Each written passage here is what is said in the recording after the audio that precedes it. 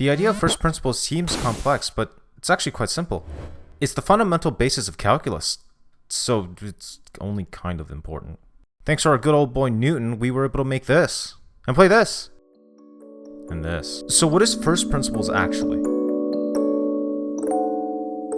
So take this parabola for example. It measures position for some time. It can measure somebody's jump height, the sales profit of a business, how high I can throw a copy of Sonic Hero. So don't worry about the specifics of this parabola, just know that it makes this shape. Now you want to take 2 points on this graph and draw a line through it. This now is a slope. In other words, the rate of change. With the points this spread out, it measures the change in position over some period of time, which is just a fancy way of saying the speed. However, notice that we are taking points measuring between 1 second and 2.5-ish seconds. This means that we are taking the average speed of the game within that time frame. But what if I wanted to know what the exact speed is at 1 second? You might be tempted to say to just choose 1 point on the graph, but 1 point means position, and we're looking for speed. We need 2 points. We'll call the horizontal distance between the points h. So, what we do is make these points closer together. In other words, make h smaller. This isn't enough. Still not enough. Still not enough. Alright, yeah, that looks pretty good. See how it looks like it's 1 point? Well, that's the idea. We want these points to be as close to each other as possible.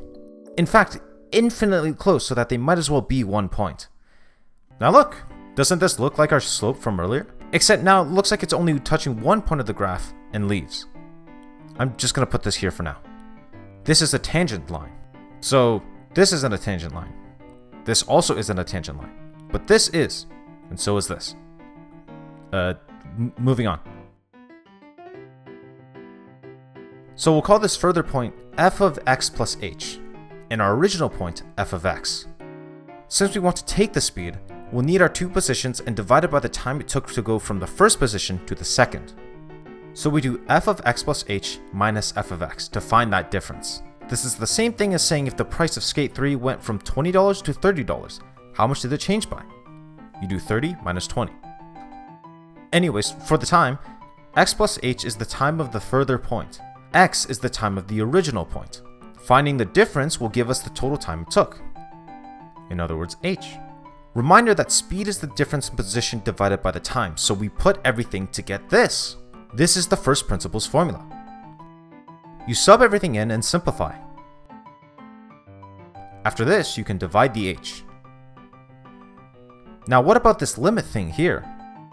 Well, since we want h to be as close to 0 as possible, we set h to 0. The final expression you have now is what's called your derivative. But remember, we want to find the speed of Sonic Heroes 1 second after I threw it. So now we want to sub 1 into one of these 2 equations. Which one? Do we sub it into the original f of x formula, or the derivative formula f prime of x? Original! Derivative. That's right, because the original measured position. The derivative measures the change in position over some time, otherwise known as speed. So we sub 1 into the derivative. Now we can see that it went 2 meters per second upwards at the first second after I threw it. Which, wow, I can walk faster than this.